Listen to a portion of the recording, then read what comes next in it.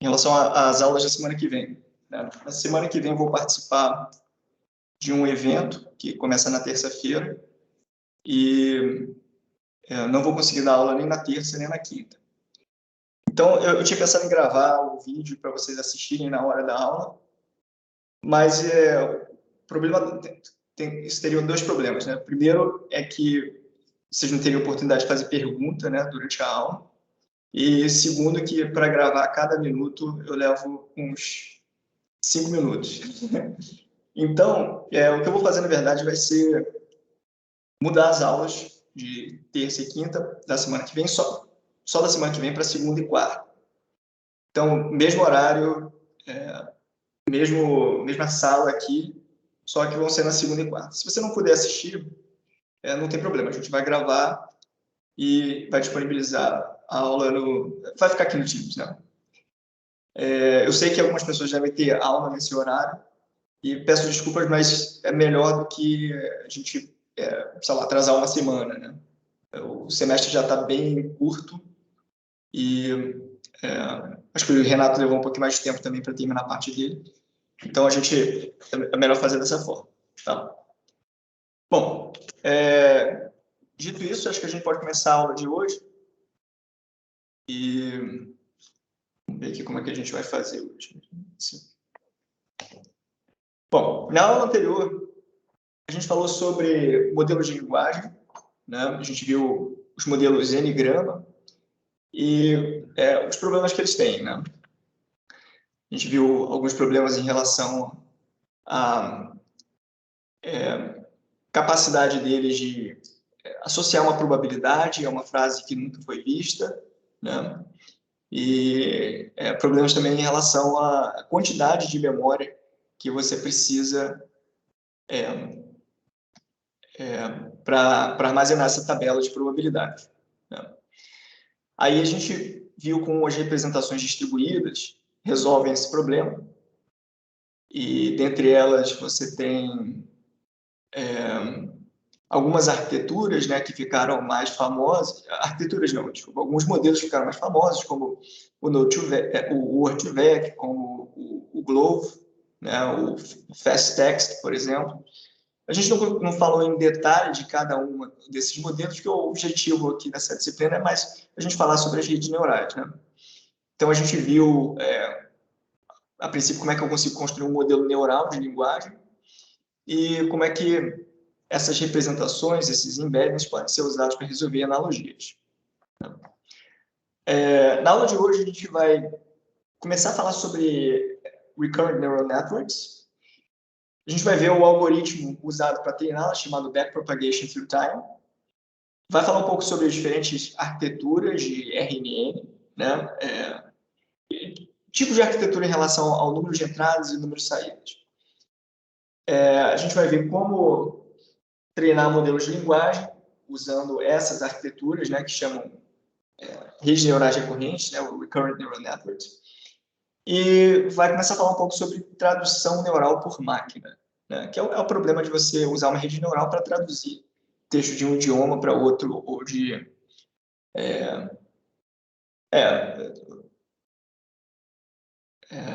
bom, visão geral. Então, às vezes a gente quer prever sequências, né, e exemplos de casos que a gente quer prever sequências são, por exemplo, o speech to text. Então, você tem um sinal acústico que a partir desse sinal, prevê um texto, né? O texto, ele, obviamente, tem uma ordem, né? Tem uma sequência. E o problema contrário, onde você quer, a partir de um texto, né, gerar um sinal acústico de saída. Geração de legendas. Então, você tem uma imagem. Geração de legendas, quando a gente fala é image captioning, né? Você tem uma imagem e quer gerar uma descrição para aquela imagem. Tradução por máquina é um desses outros exemplos, né? Só que agora a gente tem um texto de entrada e quer gerar um texto de saída. Se a entrada é uma sequência e a gente quer gerar uma sequência na saída, esse problema ele é chamado de maneira geral de sequence-to-sequence prediction, né? A gente viu uma forma de fazer isso usando modelos de linguagens neurais na aula passada. E, em particular, os modelos que a gente viu são memoryless, né? Eles não conseguem capturar dependências de longa distância. A gente viu que eu consigo, por exemplo, concatenar os embeddings, né, das duas últimas palavras para poder prever a seguinte, né? Mas conforme eu vou fazendo isso, né, se eu for considerar 3 palavras, 4 palavras, eu começo a ter que trabalhar com matrizes maiores, números de parâmetros maiores, né? Ele escala linearmente em relação ao tamanho ao tamanho da sequência que você está considerando na entrada. Essas redes que a gente vai ver hoje, né, elas são um tipo de arquitetura que consegue se lembrar de coisas ao longo do tempo, né, sem que você tenha esse aumento linear no número de parâmetros. Bom, por que a gente está interessado em modelar sequências, né? Se eu te dou essa imagem aqui, né, tem uma bola, né, num determinado instante de tempo, e eu pergunto para você, que direção essa bola vai? Você não tem como determinar, né? Eu não sei. A pergunta é a seguinte, né? Onde é que ela estava no tempo 3? Né? Se eu souber onde é que ela estava no tempo 3, e aí considerar alguma informação de contexto, por exemplo, tem gravidade, não tem gravidade, né? Isso aqui, ó, isso vai me ajudar a determinar, né, para onde a bola vai. Então, se eu te der essa outra sequência aqui, aí a gente começa a ver, né? Não, ela não está subindo linearmente, né? Parece que ela é aquele lançamento oblíquo, né? Tem uma gravidade aí e você consegue determinar, talvez, que ela vá subir mais um pouquinho antes de começar a cair. Então, isso, assim, parece um exemplo que não tem nada a ver, né? Mas ele ilustra um pouco como a sequência, né? Como aquilo que a gente viu no passado, ele ajuda a gente a prever o que vai acontecer no instante seguinte, né? Outros exemplos, né? Exemplo, pensando em como é que a nossa memória ela é sequencial. Recitar o alfabeto é trivial, né? Todo mundo sabe recitar, até uma criança de acho que 4 anos sabe recitar o alfabeto. Agora, pergunto para você, você consegue recitar ao contrário? Né? Obviamente, sem olhar a sequência. Não é trivial, eu acho muito difícil, né? A gente teria que meio que pensar na sequência que a gente memorizou e aí ver, não, qual que veio antes desse. Depois um exercício você pode tentar fazer. Não sei se alguém aqui tem essa habilidade especial de recitar o alfabeto ao contrário. Bom, agora se eu te perguntar o seguinte, recite o alfabeto a partir da letra Q, né? A gente, basicamente, o que você tem que fazer é pensar na sequência, né, e tentar lembrar o Q, aí depois Q, R, S, T, U, V, W, X, Y, Z. Né? A gente tem uma certa dificuldade, talvez, no momento inicial, mas depois que você pega o QR, você vai embora. Né? Tem uma razão lógica para ser difícil, né, você recitar a partir de um determinado momento, que é simplesmente porque a gente aprendeu o alfabeto em sequência. Tá? A memória sequencial é um mecanismo que torna mais fácil para o cérebro reconhecer padrões de sequência. Né?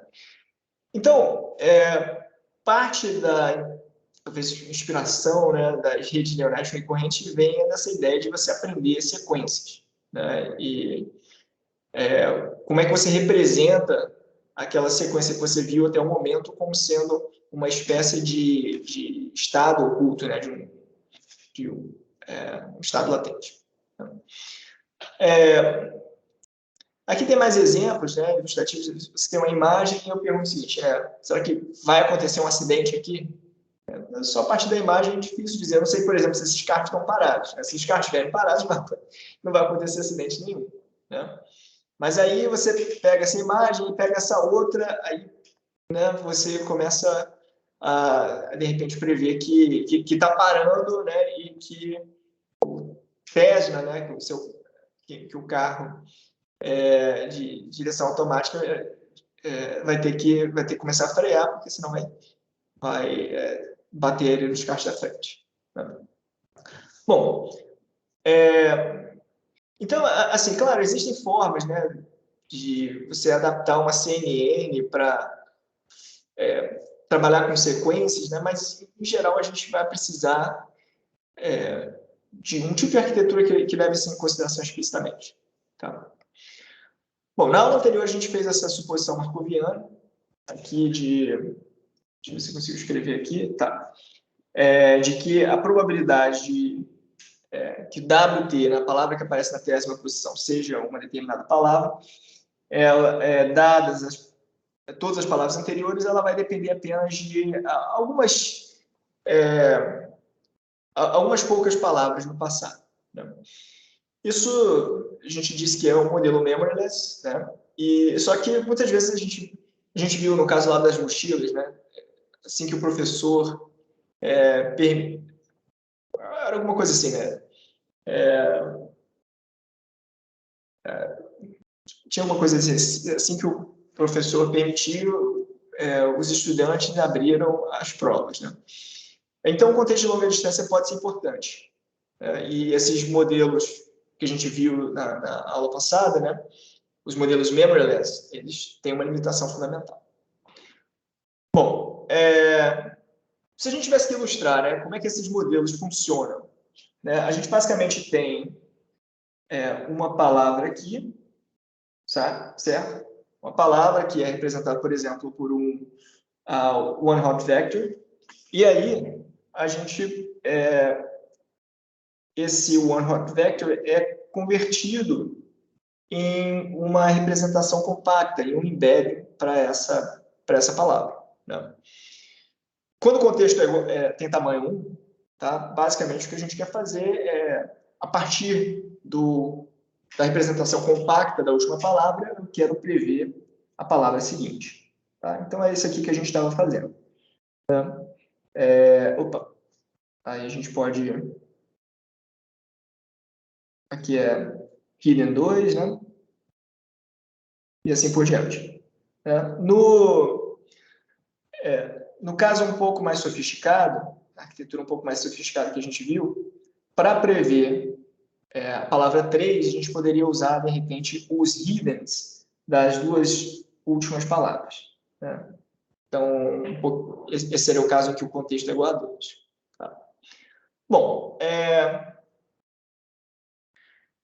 a ideia aqui que a gente vai ver é a seguinte, né? Ao invés de usar essas variáveis hidden, né? Esses vetores hidden aqui, para representar apenas uma palavra, eu quero usar, eu quero de alguma forma representar tudo aquilo que eu vi antes, certo?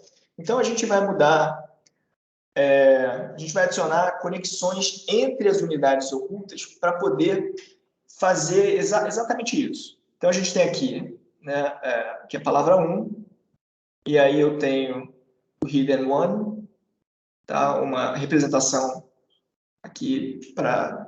Até agora eu só vi uma palavra, então a representação para essa palavra. E agora, o meu hidden 2, ele vai ser não só uma função da palavra que eu observei em seguida, né, mas uma função também da representação oculta, né, anterior, certo? Então, é como se eu tivesse um estado oculto anterior e a minha nova palavra, a palavra 2, ela vai atualizar essa representação. Tá? Bom, e aí a partir disso, né, eu conseguiria usar esse hidden 2, que contém informação tanto da palavra 1 quanto da palavra 2, para prever a palavra 3. Beleza até aqui, gente? Tranquilo? Essa vai ser a ideia fundamental por trás das redes neurais recorrentes. Tá?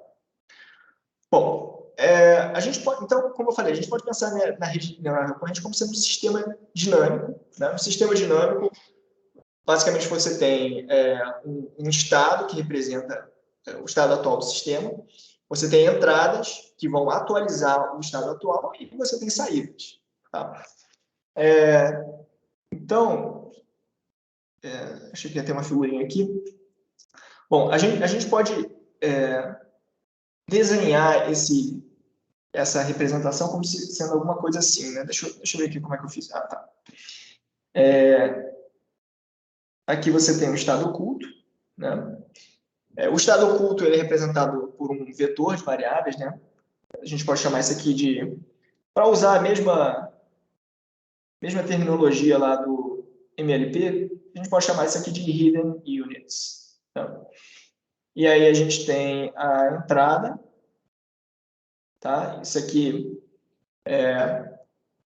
então, hidden units representa o estado atual, aí eu recebo uma entrada, e aí, para cada entrada que eu recebo, eu posso gerar uma saída, se eu quiser.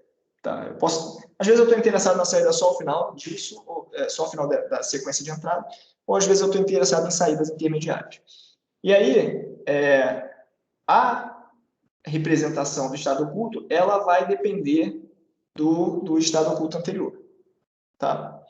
Então, essa figurinha aqui que eu desenhei, ela, na verdade, corresponde àquilo que eu estou fazendo em um determinado instante de tempo.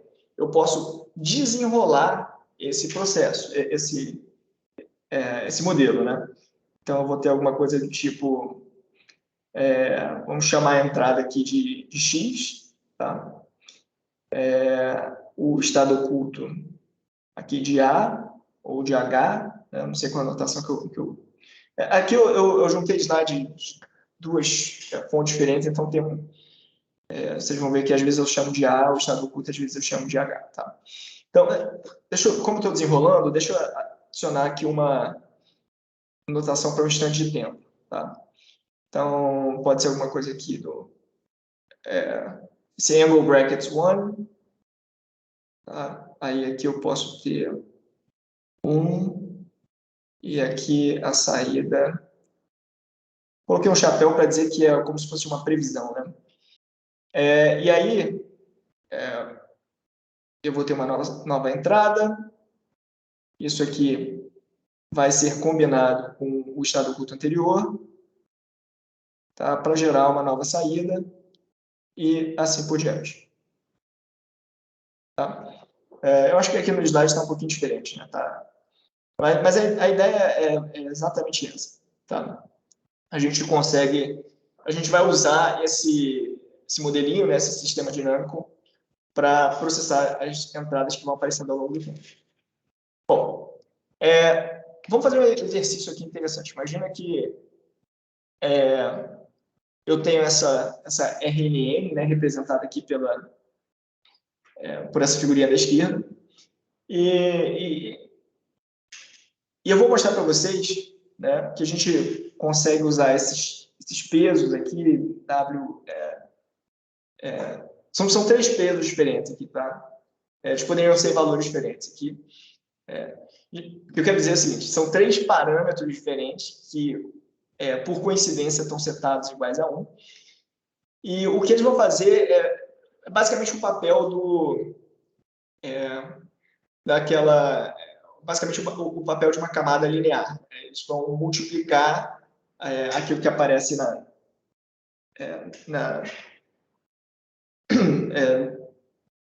numa das pontas, né, na ponta aqui dessa seta, a ponta de origem da seta, e aí eles vão gerar aqui uma coisa que aparece, vão gerar o que vai aparecer na ponta da saída da seta. Imagina então que a gente receba como entrada, né, o vetor de entradas, né, a sequência 2, menos meio, 1 e 1. Eu vou mostrar para vocês que essa RNN aqui, ela vai somar as entradas, né? Somar o 2 com o menos meio, com o 1 e 1. Tá? Como é que a gente vai fazer isso? Né? No T igual a 1, eu tenho a entrada 2, e aí o que eu vou fazer vai ser multiplicar por 1. E aí eu obtenho 2 aqui. Tá? A minha saída, ela vai ser pegar o estado oculto e multiplicar por 1. Então, 2 aqui na saída. Observa que a minha saída é a soma daquilo que eu já vi até agora. Certo? Eu só vi, no T igual a 1, eu só vi a entrada 2. Então, eu retornei esse valor. Aí, em seguida, eu tenho aqui menos meio. Menos meio eu multiplico por 1, dá menos meio, e vou somar com 2 multiplicado por 1. Tá? Isso aqui dá 1,5. E aí eu retorno aqui na saída 1,5. Né? Então, eu estou somando 2 com menos meio e retornando 1,5. Né? E aí, se eu continuar isso aqui, né, eu vou pegar 1, multiplicar por 1, somar com a entrada, 2,5, e finalmente 3,5 aqui e 3,5 aqui. Tá? Então, se eu olhar simplesmente para a saída, eu tenho a soma de todas as entradas. Tudo bem até aqui, gente? Pode perguntar, não tem problema não. Tá? Muito, muito simples, né? Só estou fazendo multiplicações, né, por esses parâmetros da minha rede que eu escolhi, tá? E gerando aqui saídas intermediárias. Bom, essa segunda RNN, ela determina se o valor do primeiro input é maior do que o do segundo. Então, eu tenho... faltou colocar aqui o input 2, né? Opa! Algo aconteceu aqui.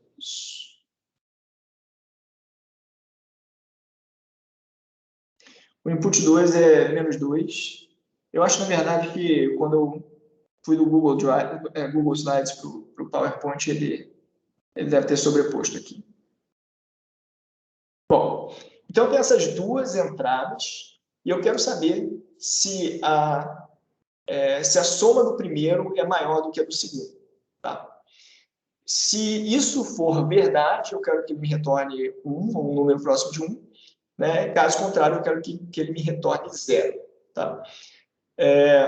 Ou um número próximo de 0. Uma forma de fazer isso, tá? Eu quero... Observe que eu posso quebrar isso aqui, né, em subproblemas. Né? E ao invés de pensar, não, eu quero que no final ele me retorne a resposta correta, né? Eu quero que ele vá me retornando a resposta correta a cada instante de tempo. Né? Para tudo que eu li até agora, eu quero que ele me retorne se o primeiro foi maior do que o segundo. Né? Se essa premissa for verdadeira, no final ele vai me dar a resposta certa. Então,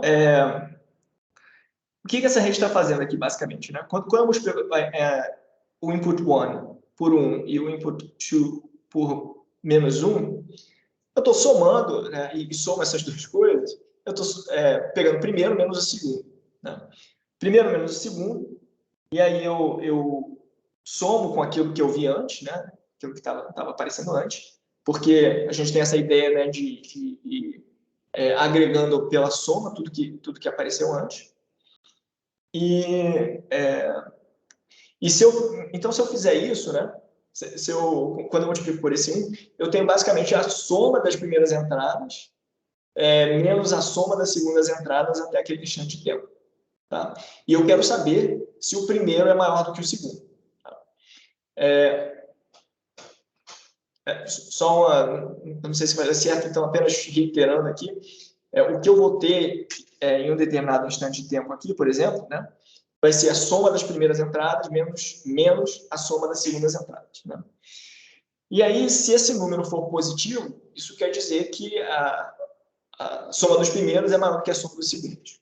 Tá? Então, o que eu posso fazer? Eu posso pegar, né, esse número positivo ou negativo aqui e, se eu aplicar sigmoide direto, né, pode ser que eu tenha...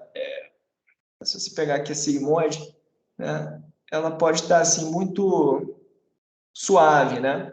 E se você multiplicar isso aqui por 5, se eu multiplicar o x por 5, então isso aqui seria a sigmoide de x.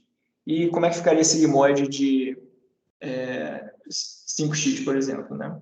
Ficaria uma coisa bem mais sharp. Né? Assim, isso aqui seria a sigmoide de 5x. Tá? Então, é por isso que nesse 5 aqui, eu poderia ter usado um número maior. Né? Eu poderia ter usado 10, sei lá. Mas 5, a gente vai ver que nesse exemplo aqui é praticamente suficiente. Então, vamos ver como é que fica. Né? Eu tenho aqui 2 menos 2, porque aqui o peso é 1 e aqui o peso é menos 1. Dá 4. E aí, sigmoide, né, de 5 vezes 4 dá 1, que indica corretamente que a primeira entrada é maior do que a segunda. Né? E a soma das primeiras entradas é maior do que a soma da segunda, só que a gente só viu 1 até agora. E aí aqui eu tenho 0 e 3,5, eu faço de novo, né? O primeiro menos o segundo, isso aqui dá menos 3,5. Então, tem um menos 3,5 aqui. Opa, não apareceu. Por alguma razão não está aparecendo. Menos 3,5 que eu somo aqui com o 4. Tá? Isso dá meio, e aí se você pegar sigmoide de 2,5, dá 0,92, que indica corretamente, né, que a soma do primeiro é maior do que a soma dos segundos. E aí a gente continua fazendo esse processo até que no final a gente tem um menos 0,7, né, e a saída é 0 aqui. Tá? Aconteceu algo aqui novamente com...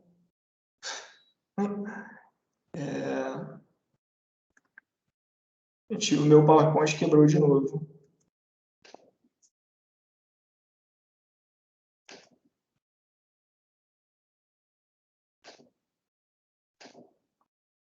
Só um segundo, pessoal.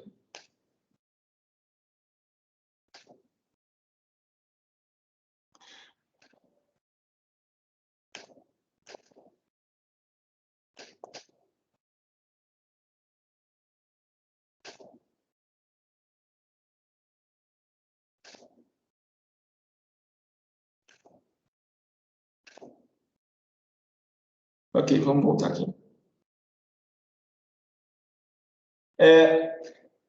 Beleza até aqui? Current slide, beleza. Beleza até aqui, gente? Bom, vamos voltar naquele exemplo da aula passada e tentar usar uma RNN para identificar se uma crítica ela é positiva ou negativa. Tá? Vou pegar uma frase em relação ao fio e eu quero identificar se ela é positiva ou negativa. A gente vai representar essa frase, né, ela nada mais é do que uma sequência. E eu posso pensar em cada uma dessas palavras aqui como sendo uma entrada representada como um one hot vector.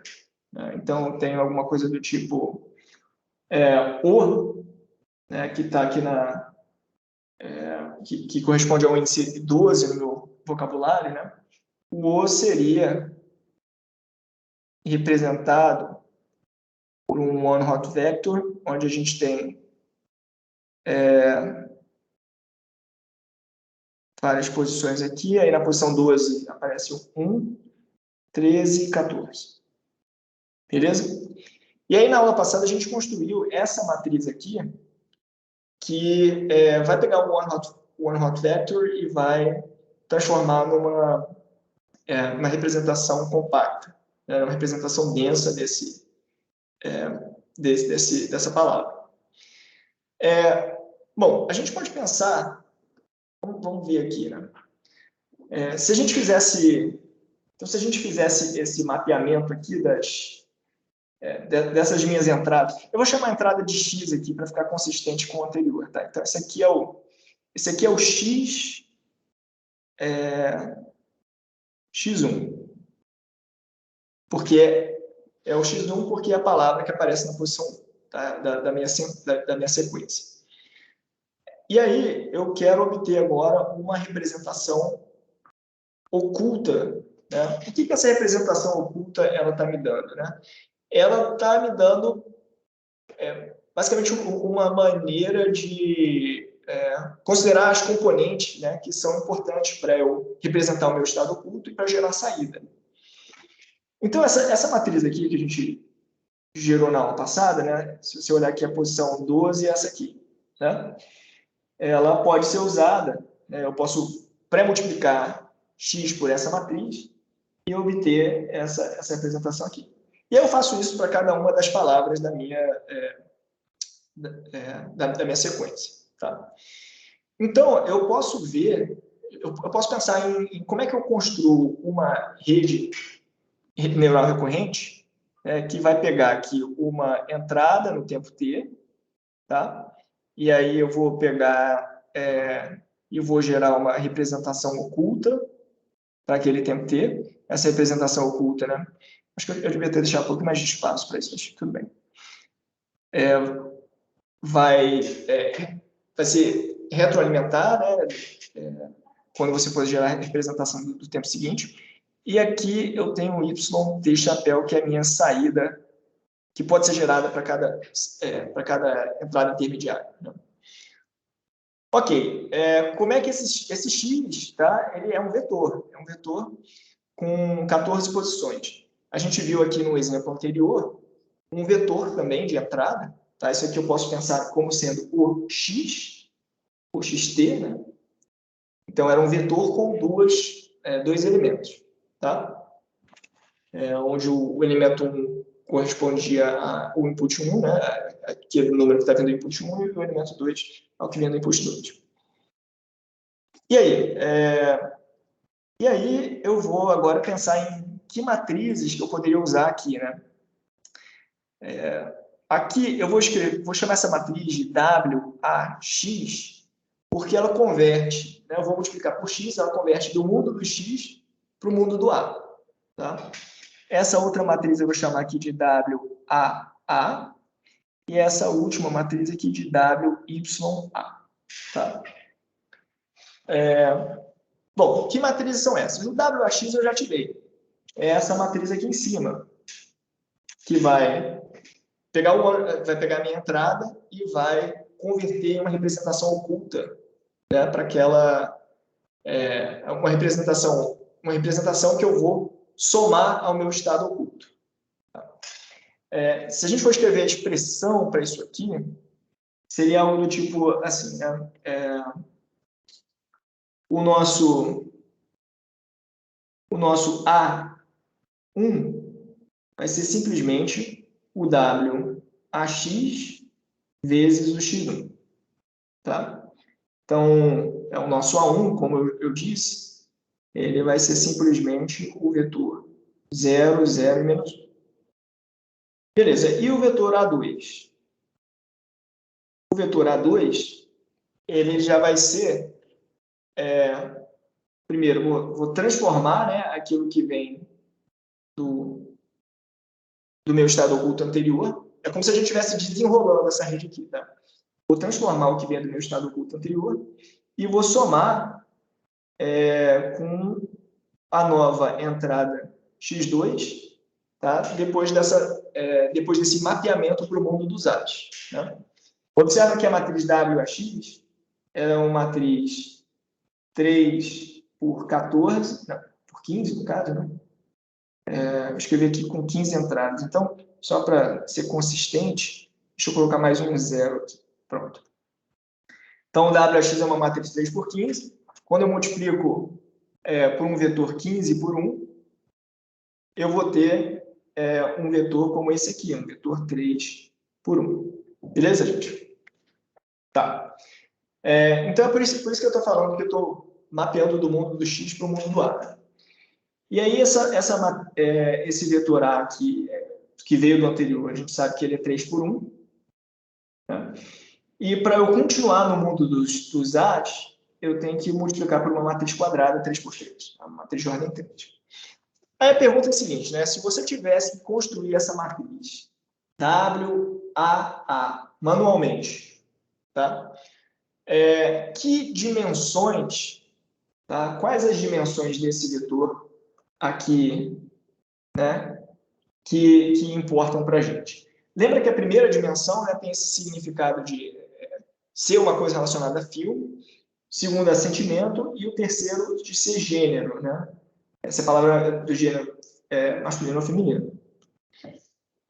Então, a pergunta é: que dimensões importam para a gente?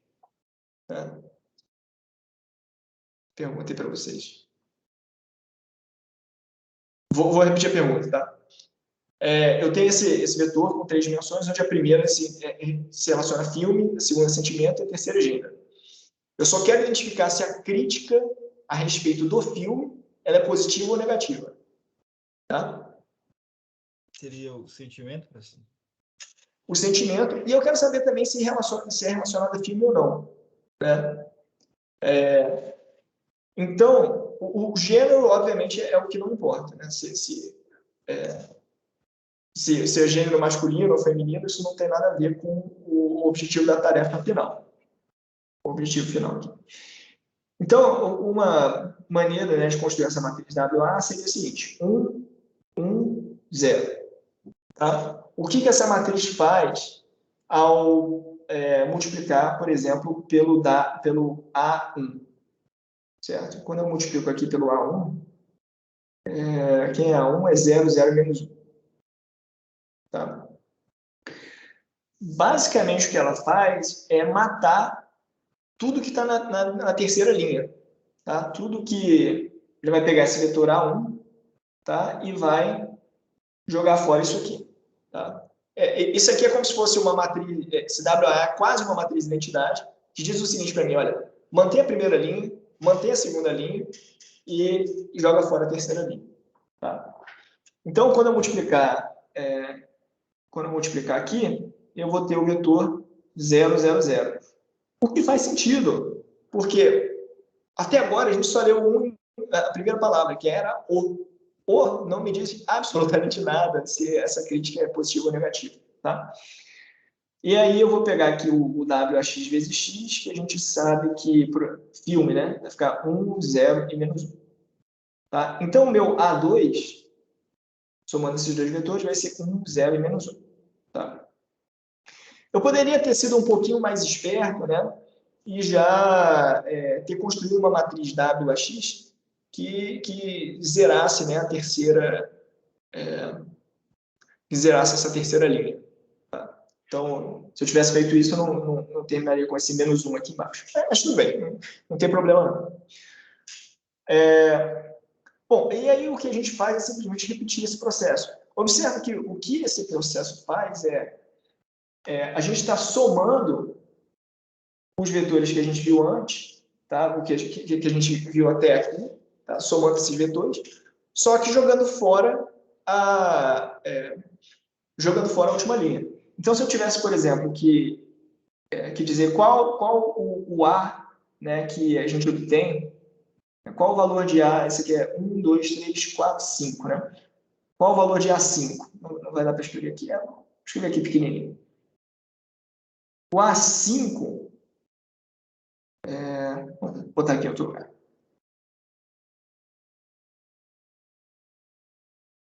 Vai ser a soma dos vetores anteriores, só que jogando fora a última linha. Então, tenho 1 e 1 dá 2, tá? Menos 1 aqui e 0 aqui nessa posição. Na verdade, não vai ser 0 porque tem aquele problema, né? Ele leva em consideração no WAX a gente não está jogando fora a última linha, então ainda vai aparecer um menos 1 aqui. Tá? Mas a ideia é que se eu fizer esse processo aqui até o final, né, a gente vai obter o A, não lembro qual que era o número, A11. Quem é o A11? Né? 1, 2, então tem duas coisas que falam a respeito de filme, né? Duas palavras. Aí tem menos 1 com menos 1 com 1, eu tenho menos 1. Né? E aqui no final vai aparecer um 1 que eu vou jogar fora depois. Tá? Então, olha só que interessante. A gente tem duas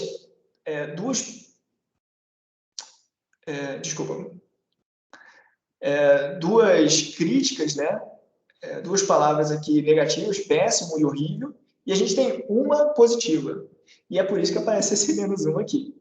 Né? Porque é como se a gente estivesse somando aqui os elementos que aparecem nessa dimensão. E aí, o que eu tenho que fazer no final? Né? No final, eu quero obter quero obter a saída final, a saída Y11 aqui. Y11, chapéu. Bom, como é que eu vou fazer isso? Eu vou multiplicar aqui, vou multiplicar por uma matriz WYA, né? Pré-multiplicar, para ser mais preciso. E aí, se eu quiser gerar uma saída entre menos 1 e 1, o que eu posso usar como não linearidade? Uma sugestão. Sigmoide, pode ser? Tangente hiperbólica. Tangente hiperbólica, perfeito. Então, a gente poderia definir a função aqui dessa forma. Eu não coloquei os biases aqui, né? Mas a gente poderia ter um vetor de bias aqui, né? Um vetor BY aqui, por exemplo. Né? Eu estou chamando de vetor, mas como a nossa saída é um escalar, né? Então isso aqui seria simplesmente um vetor de um elemento, né? Um escalar. A tem dimensão 3×1. Qual que deve ser a dimensão, né? O shape da matriz WYA? Quero gerar um escalar. Né? 1×3. 1×3, perfeito. Então, vamos pensar aqui em quem poderia ser essa matriz. Tá? Bom, novamente, a gente não quer saber, né, qual é o gênero, não interessa para esse problema. E a gente vai pegar, então, eu quero saber se é alguma coisa relacionada a filme. Tá? E eu quero saber, principalmente, se ela é positiva ou negativa. Né? Então, se for positivo, eu vou multiplicar aqui por 1. E se for negativo, desculpa, eu vou pegar esse valor, né, que aparece nessa posição, posição 2 e vou multiplicar por 1. Tá? Eu dei mais peso ao sentimento do que a primeira coordenada, né, que se refere a filme ou não. E aí, se a gente for fazer essa conta, né, pegar aqui, a gente vai ter tangente hiperbólica de ponto 2. Vamos lá. Esse aqui vai ficar ponto 2 vezes 2. Né? Eu vou colocar na ordem contrária para ficar mais parecido. 2 vezes ponto 2, né, mais 1 vezes menos 1. Tá? E aí isso aqui vai dar ponto 4 com menos 1 vai dar menos 0,6. Tá? E aí isso aqui vai dar um valor negativo, não lembro exatamente quanto. Tudo bem? Tranquilo até aqui, gente? Pessoal, uma dúvida. Fala aí, Flávio. Nesse exemplo, a gente só está olhando para a saída Y do último time step. Mas a gente poderia olhar nos de antes e meio que tentar ter qual que era a ideia da rede até aquele momento? Poderia, perfeito. A gente poderia considerar as saídas intermediárias. Em geral, em análise de sentimento, a gente só olha para a última, né? Porque eu quero ler a frase inteira e retornar uma única saída que corresponde a tudo, certo? Mas a gente vai ver, mas ele vai gerar saídas, só que a gente não vai usar essas saídas. Né? Então, quando você está, por exemplo, treinando uma rede neural para ela aprender essas matrizes W aqui, a gente vai calcular a perda só em relação à última saída. A gente não tem uma resposta para cada pedaço intermediário da frase. Poderia ter, né? Eu poderia considerar subsequência. O filme é péssimo, aí bota negativo. Né? O roteiro horrível, negativo. Certo? Poderia fazer isso também. Entendi. Agora, nesse caso aí, desse exemplo, assim, sem nem considerar a rede, essa crítica ela é positiva ou negativa? Ela é negativa, né? Ótima pergunta. É difícil, né? É difícil mesmo, né? É por isso que é importante ter um valor, né? A pessoa coloca lá um número no final e a gente espera, né, que a rede aprenda. Né? Aí, mas isso é uma coisa interessante, que eu acho que depende muito também do usuário, né? Pensa o seguinte, o usuário o usuário do Netflix, do serviço de streaming, que é muito ligado na trilha sonora do filme, né? Então, para ele, né, isso aqui deveria ser uma crítica positiva. A música é boa, poxa, então... e aí tem esse negócio, realmente, que quando você vai fazer uma recomendação, você tem que considerar, talvez, aquelas reviews, né? Mas considerar também uma representação oculta do usuário. Né? Entendi. Obrigado, professor. Beleza. Bom, eu omiti aqui os termos de bias, né? Eu falei um pouquinho no final, mas a gente pode assumir, tá, que toda vez que tem aqui esse cálculo aqui do novo estado latente, né, a gente vai ter um vetorzinho de bias aqui, né, com o número de elementos igual ao número de linhas, né, da matriz WAA. Beleza? Não sei porque que aqui deveria ser um W, né, só para ficar consistente aqui com o anterior. Bom, agora a gente vai um pouco de... Pode falar, alguém? Não, é só uma dúvida, professor. Antes de poder avançar. Nesse caso lá, no horizonte de contexto lá, a gente define a priori, no caso, eu tenho algum mecanismo automático, assim, para definir com base, por exemplo, no backpropagation ou algo assim? Perfeito. Essa pergunta é muito boa, né? Como é que a gente define aqui o contexto, né? O tamanho do contexto. A princípio, tá? Você consegue treinar com frases de qualquer tamanho, tá? Você conseguiria treinar uma rede dessa, porque observe o seguinte, eu vou desenrolando a rede conforme eu vou vendo a sequência, né? Então, eu vou multiplicando aqui esses pesos e tal, e gera a saída no final. Posso fazer isso com sequências de qualquer tamanho. O que acontece na prática é que as implementações eficientes, por exemplo, do PyTorch, elas são feitas para tratar uma rede uma sequência de tamanho fixo, né? Então, se você chamar lá a função LSTM dela, né, que é um dos tipos de rede neural recorrente, você vai ter que dizer para ela, olha, quero tratar a sequência de determinado tamanho.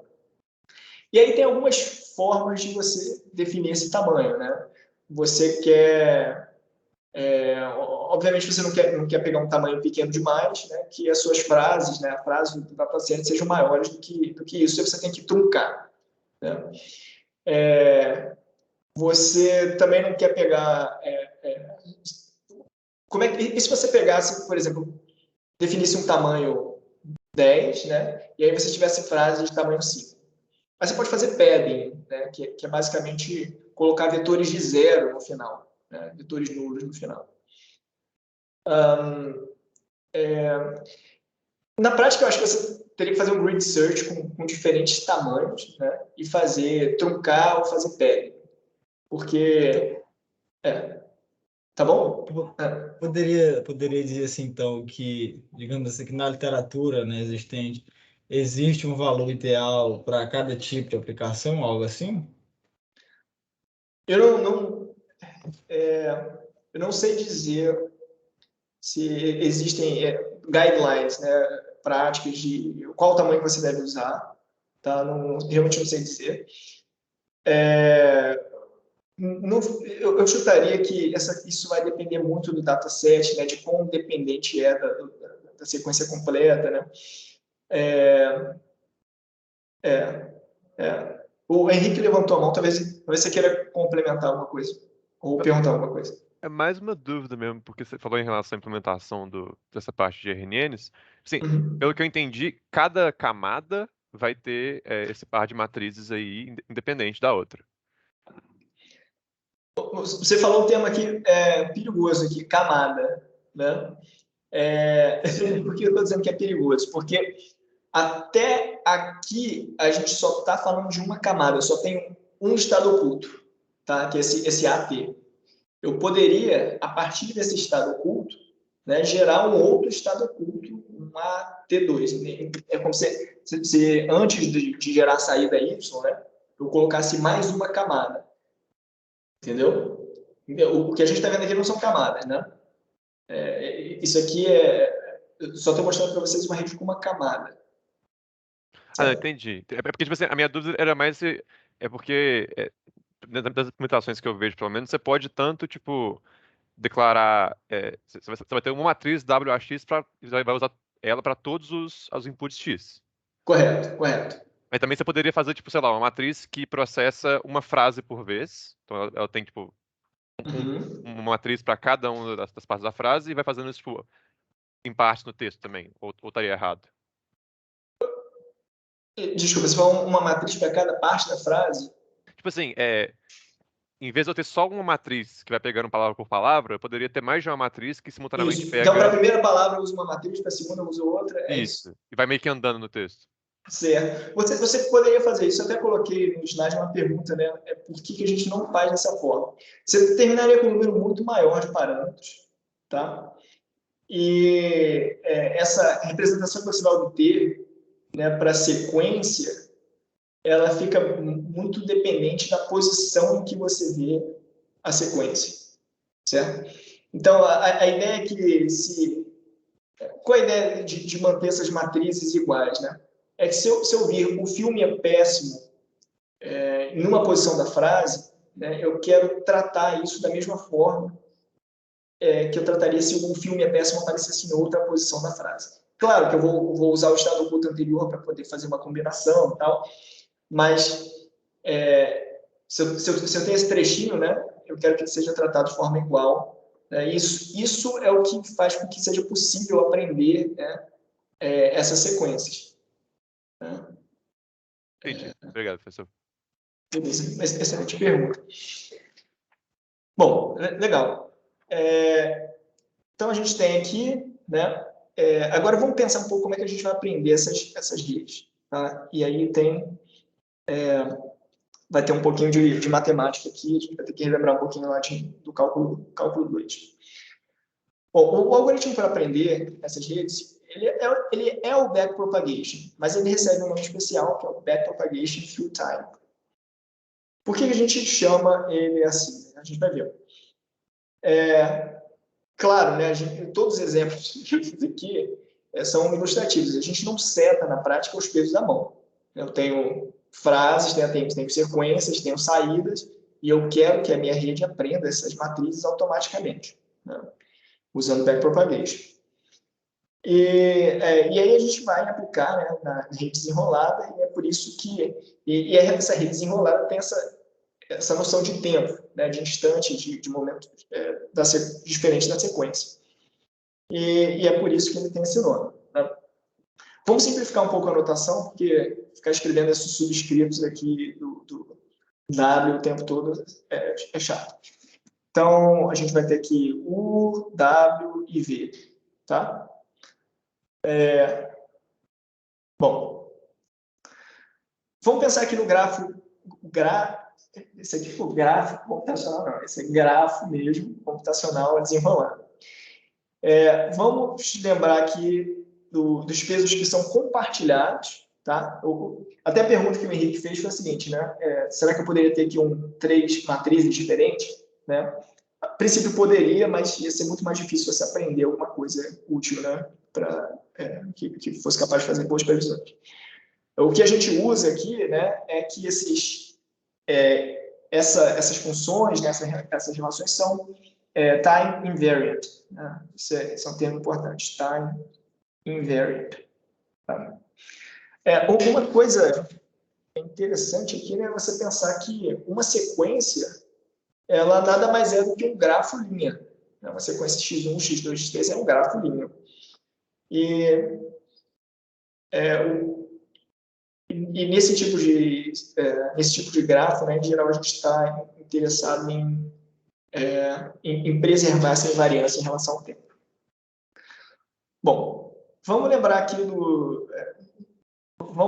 da função de perda. Como é que a gente poderia definir uma função de perda L? Se eu tivesse... E aí acho que foi a pergunta que o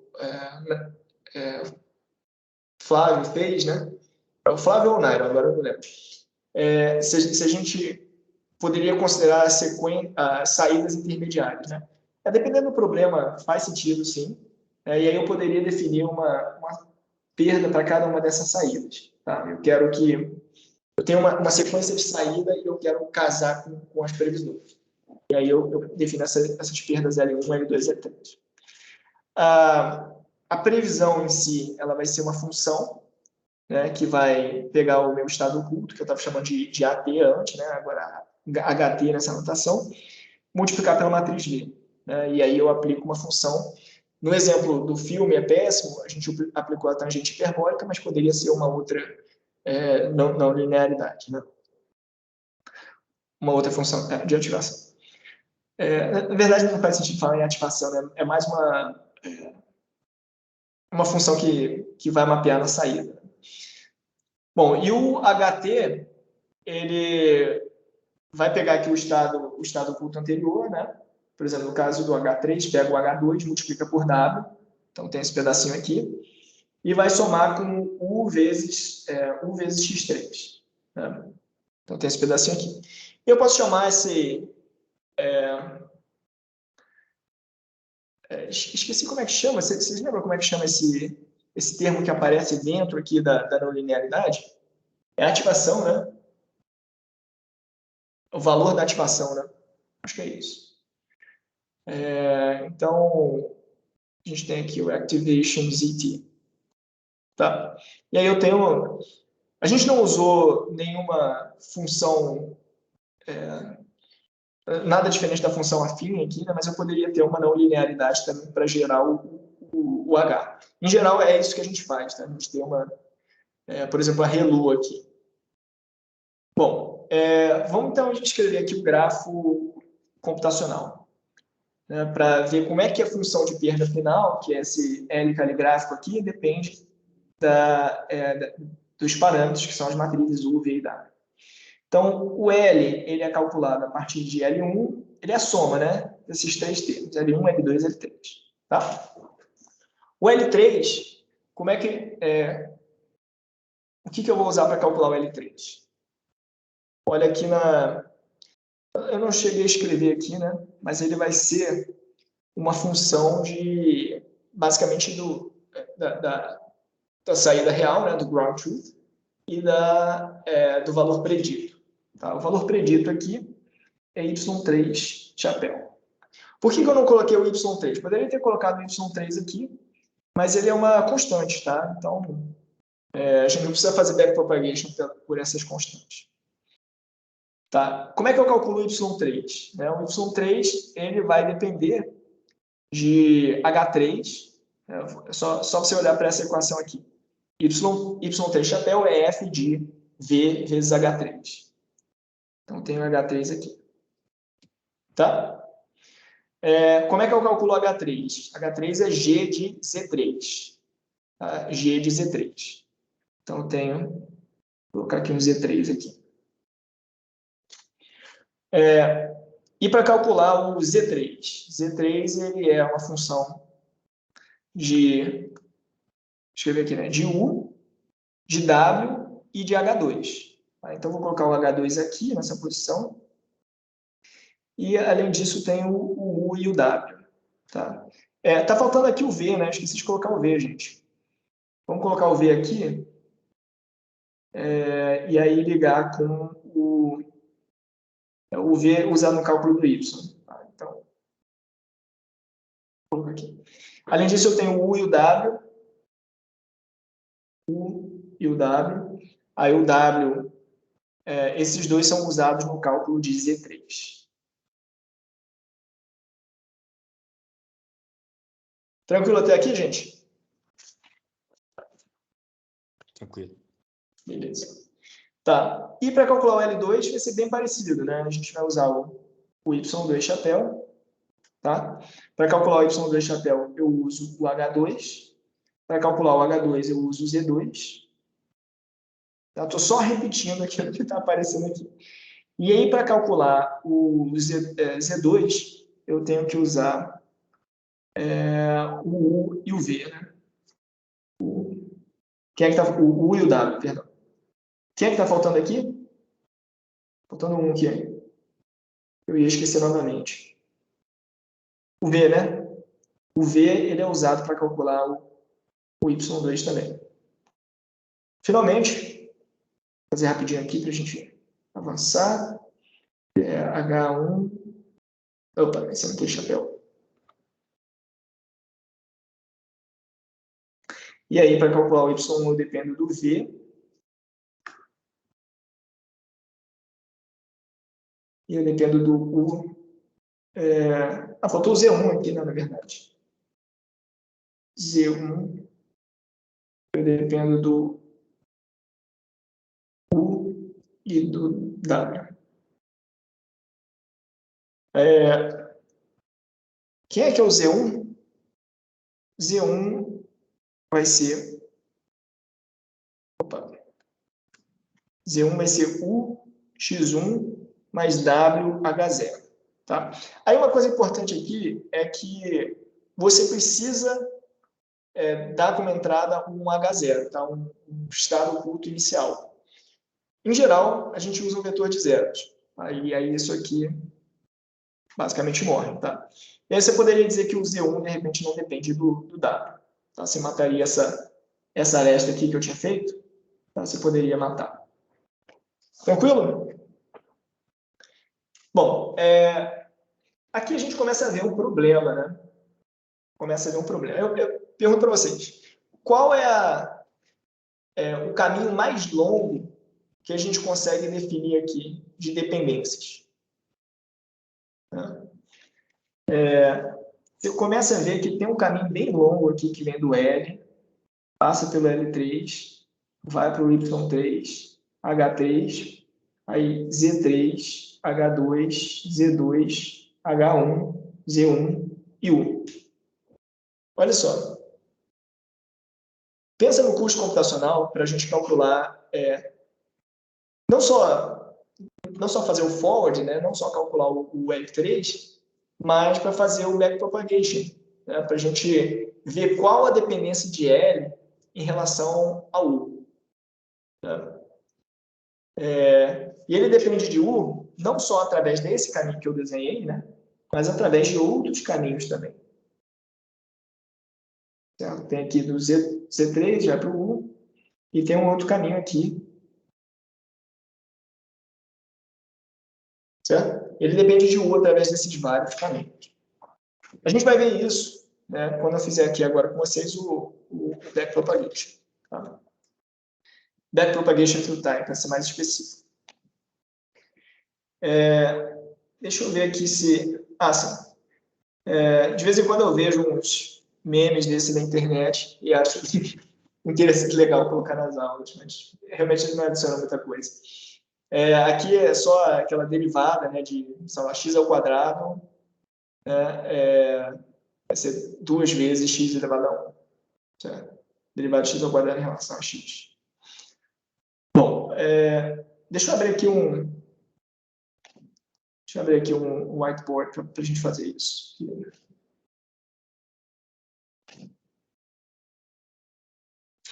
Esse é um exercício interessante. Opa, não quero colaborar, não. Peraí.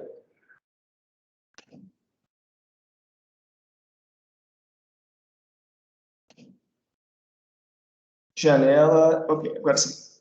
Beleza. Esse é um exercício interessante porque vai dar bastante intuição para a gente do quais os problemas dessa rede quando você tem sequências grandes. Né? Além do custo computacional, que sempre vai aparecer, tá? A gente vai ter problemas de gradiente, né? Que a gente vai falar na aula que vem. Então, digamos que a gente quer treinar RNNs. Tá? Para isso, a gente tem duas...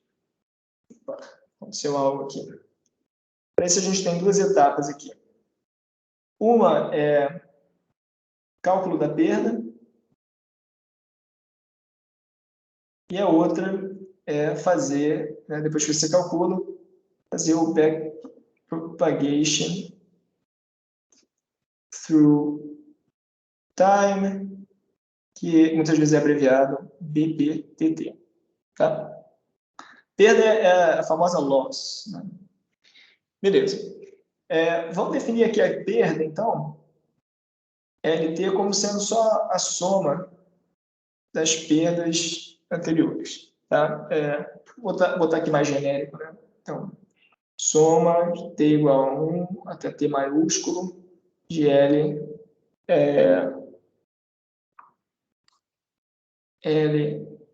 T minúsculo. Beleza. Soma das perdas intermediárias.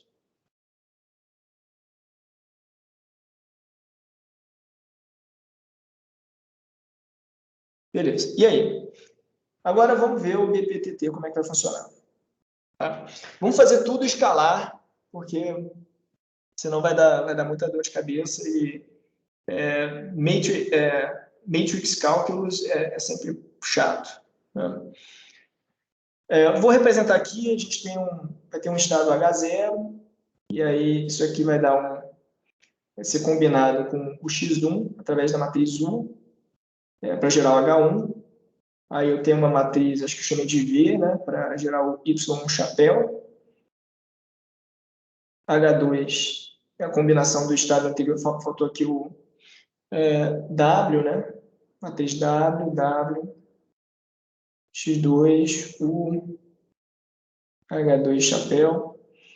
E aí a gente pode continuar isso aqui, né, até eventualmente um HT, que vai depender de XT, e aqui eu tenho um YT chapéu, e aí eu posso escrever as matrizes todas aqui de uma vez. U, W, W, W e V. Beleza? Tá. A gente está omitindo, deixa eu ver aqui, a gente definiu essas duas funções aqui, HT vai ser a função G, WHT-1, certo? A gente está pegando o estado oculto anterior, multiplicando por W, somando com U, XT. E aí o YT chapéu, tá? Ele vai ser alguma função f de VHT. Beleza. A principal característica né, das RNNs é o fato de elas serem invariantes no tempo. Tá? Então, são as mesmas matrizes aqui. Para o backpropagation, a gente vai precisar calcular, né? Então, precisamos calcular o quê? Derivado parcial da perda em relação a cada um dos parâmetros. Tá? A gente vai ter 3 parâmetros aqui. A rigor, né, esses são U, V e W, são 3 matrizes. Né? Deixa eu ver, W e V, por causa da ordem. Tá, e daí? Vamos fazer algumas suposições aqui para simplificar nossa vida, porque suposições são, na verdade, simplificações, tá? A gente não precisa delas.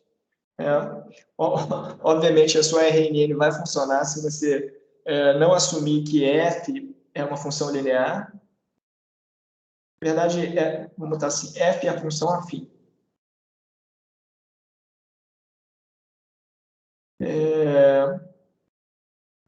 F é a função, sei lá, f de x igual a x. Isso. Então, eu tenho que YT chapéu vai ser VHT. Beleza. E aí? Então, essa primeira simplificação, a segunda que eu vou fazer, a gente vai definir qual vai ser a função de perda. Tá? A função de perda. Se você tiver um problema de regressão, você pode usar o mean squared error, né? O famoso MSE. E aí a gente define aqui y3 como sendo meio de y3, L3 como sendo meio de y3 menos y3 chapéu ao quadrado. Beleza. E aí? Agora, vamos escrever aqui as derivadas. Tá? A gente vai usar a regra da cadeia aqui. Não fique muito preocupado se você não lembrar, né? Mas tenta acompanhar aqui mais ou menos o que a gente está fazendo. Teria sido bom aqui se eu copiasse esse gráfico computacional aqui. Deixa eu ver se eu consigo fazer isso.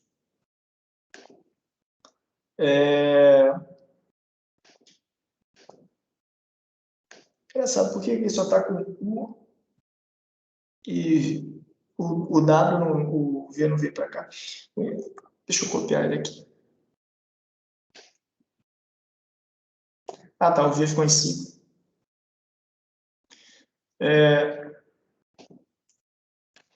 Só copiando aquela figurinha que a gente tinha feito antes, que ela vai ajudar a gente. Então, vamos lá. Olhando para ela aqui. A gente quer calcular, vamos começar aqui pela derivada da perda em relação a V, que é o mais fácil. Tá? Então, quais são os caminhos aqui que levam de L até V? Né? A gente vai fazer, vamos fazer por L3 só, tá? Porque o resto é soma. Vou fazer só por L3. Então, estou interessado nesse cara aqui. Aí a gente tem, basicamente, esse caminho aqui. Tá? Por que eu estou dizendo que a gente tem... Não, tem alguma coisa estranha aqui nesse...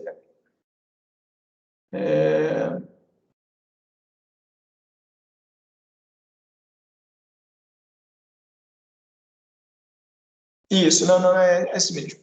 É isso mesmo. tá?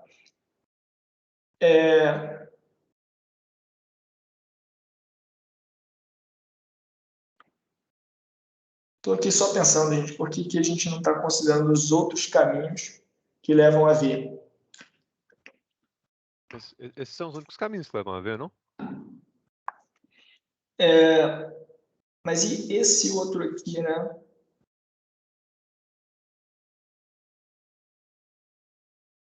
Por que a gente não considera esse caminho aqui?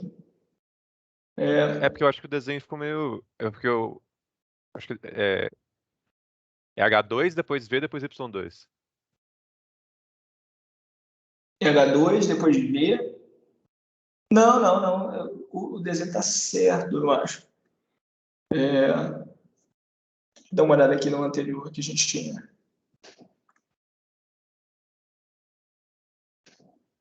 É porque o Y chapéu 2 não é obtido multiplicando o H2 por V?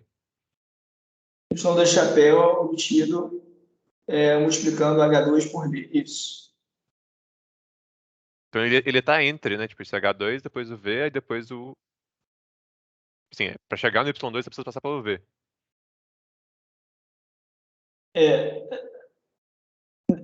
Bom, eu pensei no contrário, né? Na verdade, para chegar no V, eu preciso passar pelo Y2, né? Deixa eu tentar. Deixa eu pensar aqui de uma outra forma, acho que vai ajudar um pouco. A gente pode. Tá. Uma coisa que a gente sempre pode fazer, né? Eu acho que. Ah, tá. Eu acho que é isso. É porque quando você olha para a expressão, né, de. A gente poderia até fazer os outros caminhos que eu mostrei aqui, mas, por exemplo, vamos escrever aqui a expressão para Y3 chapéu. Y3 chapéu é VH3, tá? E aí, se a gente derivar o Y3 chapéu em relação ao H3, não, perdão, se eu derivar em relação ao V, vai aparecer o H3, certo? Mas aí o H3 vai aparecer como se fosse uma constante, realmente, né? Pessoal, Não, já vi aqui. É porque a seta está na direção contrária, né? A gente tem que sempre caminhar no sentido contrário aqui das setas, é isso. Né? Então, por exemplo, como é que é o caminho aqui do V para isso? A gente só pode andar aqui da ponta, desse tipo de ponta aqui para outra. Então, a gente tem esse caminho aqui e esse aqui. Por que a gente não consegue passar do Y2 do H2 para o Y2 chapéu? Porque a seta está na direção contrária. Certo? Porque, na verdade, a gente depende do... eu acho que é aquilo que você tinha falado, Henrique, é isso mesmo. Porque para calcular esse cara aqui, eu preciso desse, não o contrário. Certo? Para calcular o Y2 chapéu, eu preciso do H2 e não o contrário. Então, o único caminho que a gente tem, seguindo as arestas na direção oposta, é isso aqui. Certo? Só fiquei na dúvida aí no sentido de que o V ele é compartilhado, né, entre Y1, Y2 e Y3. Ele é compartilhado, isso. Então, H3 ali, aquela expressão que você colocou, e Y3 ali, chapéu igual VH3, o V também está dentro de H3 ali, né? Porque o H3 é função lá de H2 também, não? O V também está dentro de H3. Tá. Deixa eu ver aqui. O V também está dentro de H3. Não, na verdade não está, né? Não está. Porque você não tem nenhuma seta que leva de V para H3. Nenhum caminho que leva de V para H3. Observa que Eu digo na expressão mesmo, né, lá, porque o H2, o Y2 não foi obtido multiplicando o V, e o H3 foi obtido somando o Y2. Então, o V não, mas o H3 não foi somando o Y2, foi somando o H2. Entendeu? Tá. Ok, verdade. Mas beleza, bom ponto aí que você levantou. Tá, é engraçado, né? A gente teria observado isso se eu tivesse simplesmente pegado aqui do L3. Aí vamos fazer o seguinte, né? Vamos ver quem que eu preciso para calcular o L3. Eu preciso do Y3 chapéu.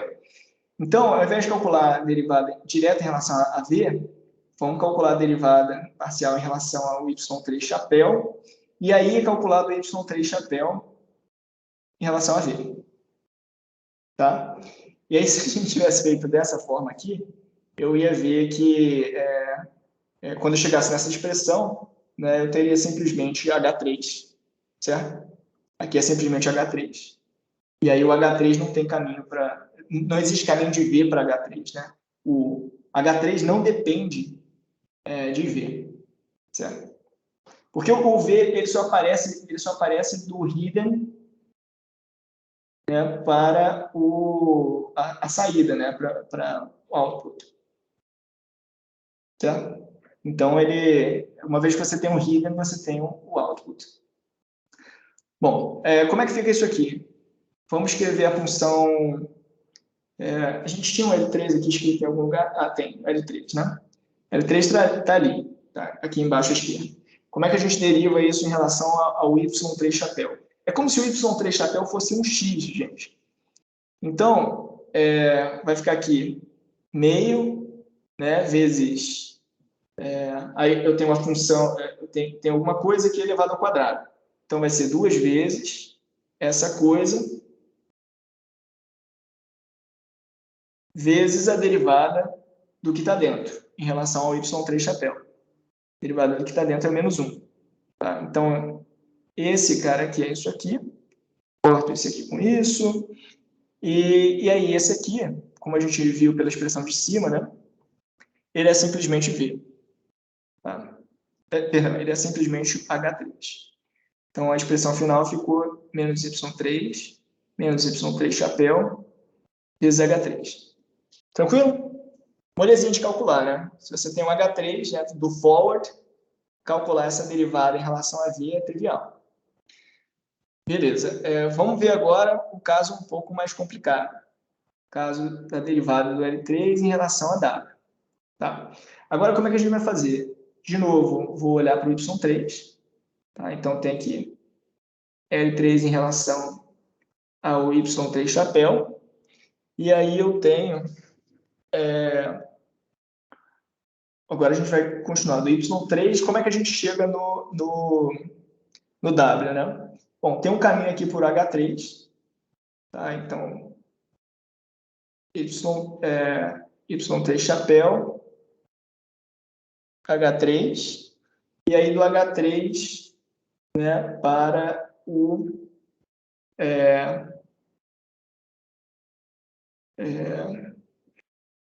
do H... essa ideia aqui de ver os caminhos, gente, eu acho que não é a intuição correta, não. A intuição correta é sempre você dizer o seguinte, olha, o L3 é uma função de Y3, tá? Então, eu quero saber a derivada de L3 em relação a Y3, e agora eu vou fazer Y3, aí eu faria Y3 em relação a W, tá? Mas ao invés de fazer o Y3 em relação a W direto, vamos passar pelo H3 primeiro. Então, tem aqui H3, aí H3 em relação a W. Tá? Aí a gente vai ver, né, que isso aqui vai dar... os outros caminhos vão aparecer quando a gente abrir isso aqui. Tá? Mas essa expressão em si está correta. Esse primeiro aqui a gente já calculou, está ali em cima, que é o menos Y3 chapéu. Aí esse segundo Y3 em relação a H3, né? Aí a gente vai olhar para essa expressão que está aqui no topo. Isso aqui vai ser simplesmente V, tá? Pensando em V como um escalar. E aí a gente tem esse aqui que vai dar mais trabalho para a gente calcular. Vamos ver aqui. Opa. Vou tratar de uma coisa diferente. H3 em relação a W. Né? H3 em relação a W... vamos escrever aqui a expressão do H3, acho que vai ajudar. H3 é G de WH2, é o estado oculto anterior, né? Poderia escrever G de Z3, né? Vou fazer assim. H2 menos U vezes x3. É isso. Né? Isso aqui é aquilo que a gente está chamando de Z3. Tá? E daí? Se eu quiser calcular a derivada em relação a W, tá? Eu vou ter G', que é a derivada de G em relação a W, avaliado nesse ponto, tá? Vezes a derivada do que está dentro. Então, a derivada de Z3 em relação a W. Isso. Como é que a gente calcula isso aqui? Né? Vamos olhar para a expressão de Z3. Quanto é que dá isso, gente? A derivada de Z3 em relação a W.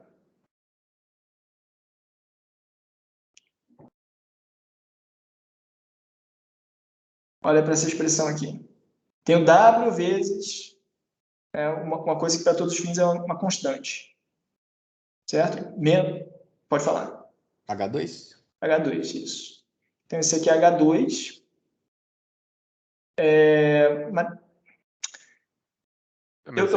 Eu falei uma besteira aqui, gente. O H2 ele não é uma constante porque ele depende de W. Tá? Então, o que a gente tem que fazer, na verdade, é pensar nisso como sendo a derivada desse produto aqui. Tá? Lembra aqui que derivada de U vezes V é derivada do primeiro vezes o segundo, mais o primeiro vezes a derivada do segundo. Tá? Então, aqui a gente vai ter uma soma. Eu tenho a derivada do primeiro, né? Quem é o primeiro? O W, em relação a W, que é 1. Aí aparece o H2.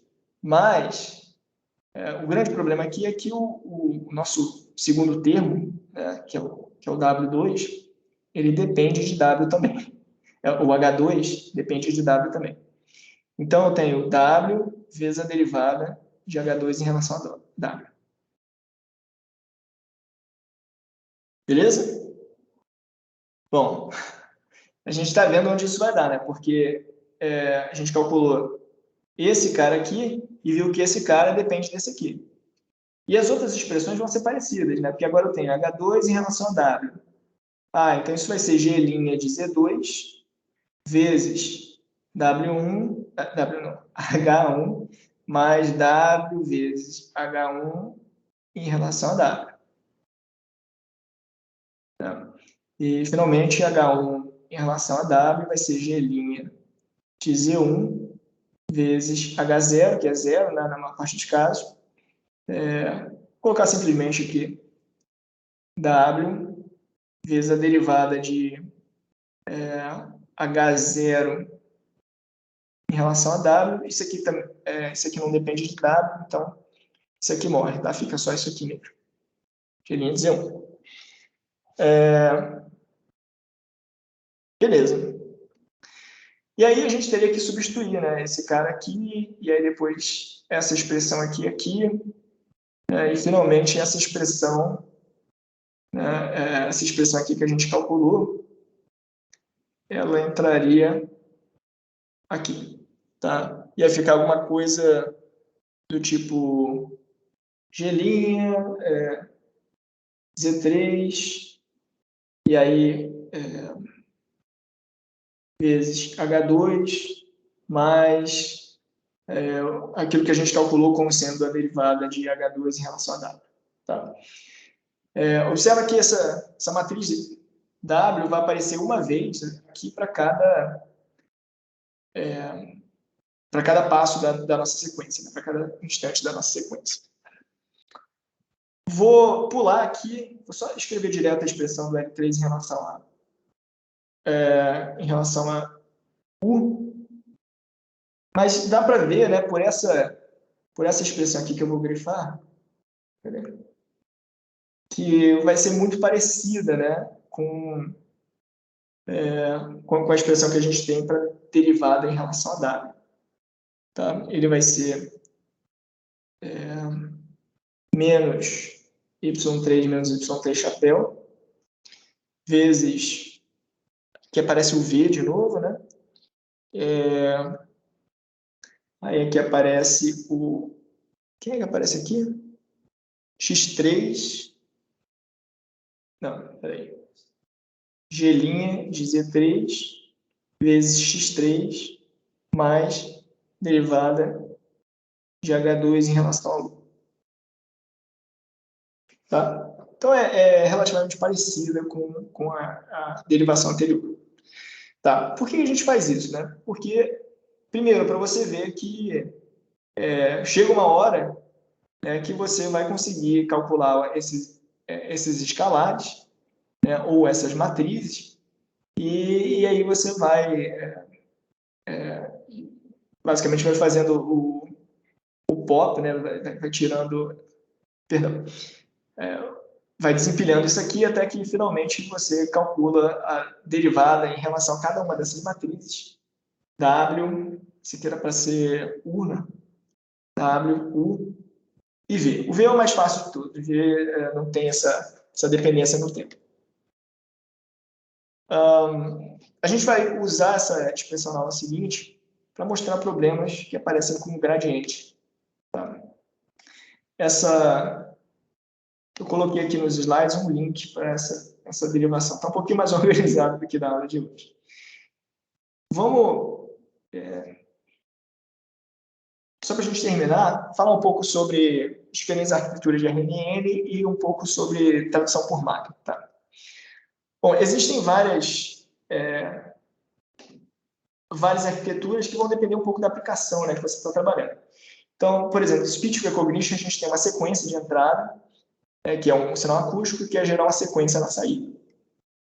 Em Music Generation, né, geração de música por rede neural, existe um campo de pesquisa nisso. Você tem ou uma sequência vazia, né, ou então uma nota, ou uma sequência pequena de notas, né, e você gera uma sequência também na saída.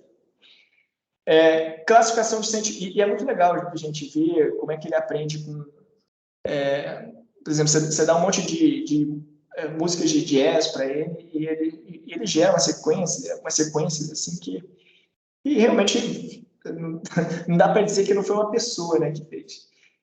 Sentiment Classification, por exemplo, que a gente viu, né, tem exemplo em sequência de análise de DNA, Machine Translation, sequência de texto na sequência de texto, né, reconhecimento de atividade a partir de vídeo, né? Então, você tem uma sequência aqui de frames e tem que retornar a atividade. Você pode fazer isso aqui, gente, com sinal de giroscópio, sinal de acelerômetro, né? Você tem... isso é Human Activity Recognition, né? Então, você tem algum tipo de sinal, né? Essas séries temporais, e você gera aqui essa sequência de saída. E Name Entity Recognition, você tem sempre uma frase e aí tem que dizer quem são entidades aqui, né?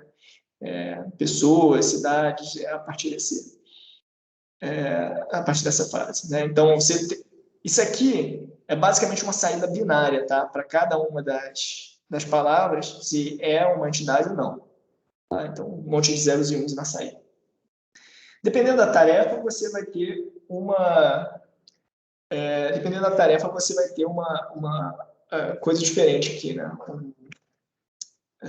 Perdão. Você vai ter uma arquitetura diferente. Você pode ter não faz sentido, né? Mas você poderia usar uma RNN para pegar um único vetor de entrada e gerar um único vetor de saída. Isso nada mais é do que um MLP clássico, né? Uma rede neural vanilla. Em alguns casos, você tem uma única entrada, por exemplo, uma imagem, e quer gerar uma sequência de palavras na saída. Você quer gerar uma descrição, né, uma legenda para aquilo. O Google tem uma API bem legal para fazer isso. Many to one, então você pode ter o caso Sentiment Classification. É o exemplo que a gente deu logo no início da aula. Tem a frase, o filme é péssimo, não sei o quê, eu estou interessado na última saída. Machine Translation, em geral, você vai ler a entrada toda, sua rede neural vai gerar um estado oculto, né, para a entrada, para só então começar a gerar as saídas. Ele vai gerar saídas aqui também, mas essas saídas são lixo, né, não interessa porque eu não li a frase toda. E exemplos de many-to-many, você pode ter classificação de vídeo a nível de frame, né, para cada parte do vídeo, você quer gerar um label. Tá? Tem aqui outras representações para isso aqui, eu vou pular. Falar rapidamente dessa arquitetura sequence to sequence. Né?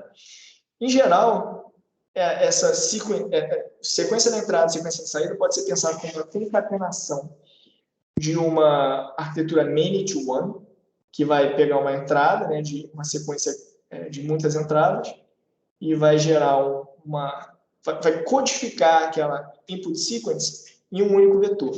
A partir desse único vetor HT, você vai gerar uma saída, né, uma saída que contém muitos elementos na sequência. Tá? E aí a gente pode falar um pouco também do que eu vou usar aqui como entrada, né, entrada dessas minhas unidades aqui. Tá?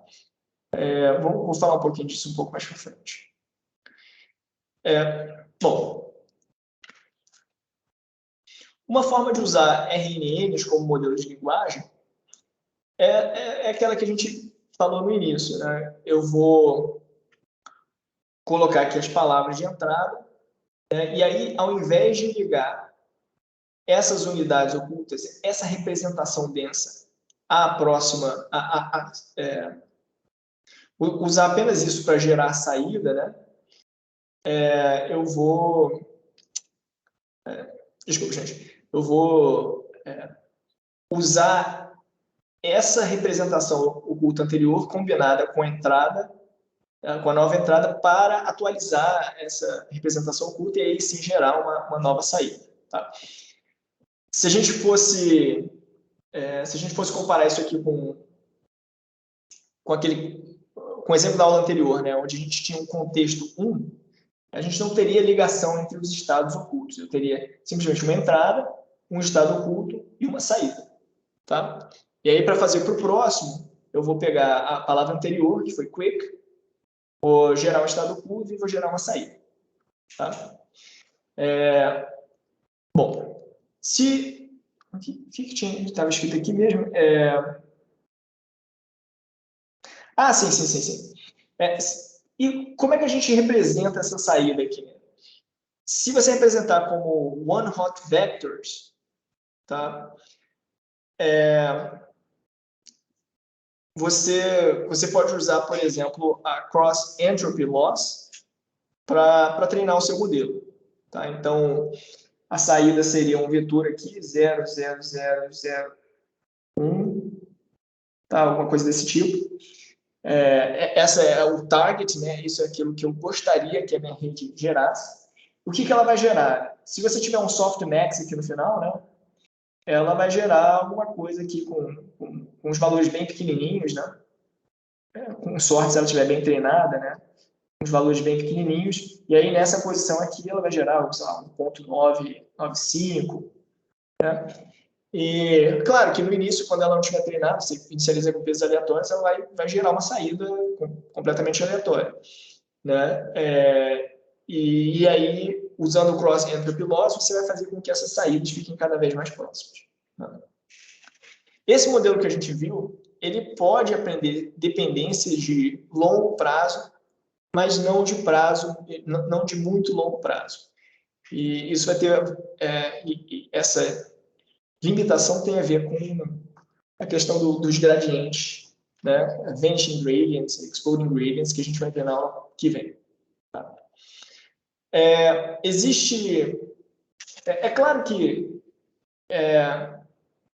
Claro que ele não vai gerar. Imagina que você queira treinar esse modelo a partir da seguinte frase: The Quick Brown Fox, certo? Você poderia pegar a saída que ele gerou aqui, né? Pode ter gerado aqui da FAT, né? E aí essa saída aqui, ela poderia ser usada para alimentar a próxima entrada, né? Você pega o one-hot encoding dela, alimenta a entrada, e aí ele vai gerar uma outra coisa aqui, né? E aí você poderia fazer o cross entropy loss de FAT com quick, né? E de cat perdão, de Kedcom Brown, né? Mas isso aqui leva um pouco mais de tempo para treinar, porque ele está gerando coisas muito diferentes, né, da sequência de entrada. Basicamente, você tem muitos graus de liberdade. Então, uma técnica que existe para treinar isso aqui é o seguinte, olha, ele gerou uma coisa aqui na saída, tá? Gerou uma coisa aqui, um Y, um chapéu, aqui, mas você não usa isso aqui para ser a próxima entrada. Você usa a próxima entrada da sua... Você usa a próxima palavra que ele deveria ter gerado quick, né? Você usa essa palavra como entrada da segunda unidade, e aí ele vai gerar uma outra coisa aqui, que você joga fora, e aí você pega a terceira palavra da sua sequência e força ele, como se tivesse um professor, né, falando assim, não era isso, a resposta era essa, tenta gerar a próxima resposta.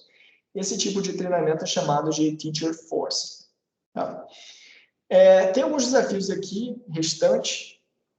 Por exemplo, os vocabulários podem ser muito longos quando você inclui nomes de pessoas, lugares, etc. E aí você tem um problema computacionalmente difícil, que é prever distribuição sobre milhões de palavras. Tem uma questão aqui super complicada, que é como é que você lida com palavras que não foram vistas antes. Tá? Então, você não tem sequer um one-hot encoding dessa palavra. Tá? Se você está usando... se você está mapeando palavras para one-hot vectors. E isso aparece, por exemplo, no alemão, onde você pode aglutinar, né, palavras e formar palavras gigantescas. Né? Fica até difícil definir o que é uma palavra. Uma solução para esse problema é modelar um caractere por vez. Tá? Quando eu vi isso pela primeira vez, eu fiquei preocupado. Falei, poxa, mas aí vai gerar coisas que não são palavras. Né? Mas se a sua rede for bem treinada, ela consegue fazer coisas impressionantes. Né? Inclusive, tentar prever saídas de programas. Né? Você dá um código pequenininho para ela, claro. Né? E ela... eu vou tentar mostrar um exemplo aqui, onde ele gera uma saída para um programa. Tá? São programas super simples, de expressões aritméticas. Tá? Vai fazer uma continha, às vezes com for eu acho que já fica um pouco mais complicado, mas dá para fazer também. Esse aqui é um exemplo, tá, de um texto que foi gerado a partir de uma RNN treinada caractere por caractere. E é impressionante, né? He was elected president during the Revolutionary War and forgave Opus Paul at Rome. É uma frase, gente. É impressionante, realmente. Não. Tradução neural por máquina, tá? Eu acabei me adiantando aqui um pouco, mas suponha que você queira traduzir frases de inglês para francês, tá? E aí a gente queira usar essa arquitetura aqui que eu mostrei para vocês. Né? Pega uma palavra em inglês, gera uma saída. Né? Qual que é o problema aí com esse tipo de coisa? Né? Você já tentou traduzir uma frase de um idioma para outro? Né? Bom, obviamente a gente faz isso, né, com português, sei lá. Não existe um mapeamento um para um, né? E mais do que isso, né? Às vezes é muito comum em inglês as frases ficarem menores, né? Então esse mapeamento de um para um não dá muito certo, né? Claro, você poderia gerar vazios, né? Poderia fazer coisas do tipo, mas é muito mais fácil você usar uma coisa um pouco diferente. Um outro problema que acontece aqui é que, para gerar, por exemplo, a tradução para essa palavra, né? Essa palavra pode ter vários significados e pode depender de uma palavra que aparece lá na frente, né, para você resolver essa ambiguidade. Tá? Então, é por isso que é muito mais comum a gente, quando vai fazer tradução por máquina, tá, usar uma arquitetura do tipo encoder-decoder.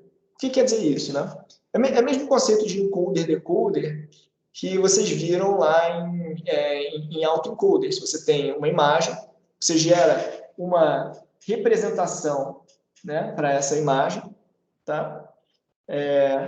Na verdade, eu acho que a representação está aqui, né? Para essa frase que você leu até agora. E aí, quando você vê que a frase terminou, aí sim eu começo a gerar saídas. Aí sim eu começo a gerar saídas que vão ser usadas para calcular minha perda, né? Calcular perda é uma outra questão que a gente vai falar em outra aula, né, para tradução. Aqui uma coisa interessante é que o encoder e decoder são duas RNNs com peso diferente, tá? Porque a matemática que você tem que fazer para codificar uma frase, né, ela é diferente da matemática que você faz para decodificar, para gerar saídas. Você pode pensar em uma como empilhando, né, coisas que você precisa saber, e a outra como sendo desempilhando. Já passei do tempo, pessoal, então vou deixar aí os exemplos para vocês olharem. Tem um artigo aqui muito legal, da Ilha Sutskever. Na verdade, Ilha, eu acho que é homem, agora eu não estou lembrando. Mas vale a pena dar uma olhada e ver um pouco dessas limitações de redes que aprendem caractere por caractere. Bom, desculpa ter passado o tempo.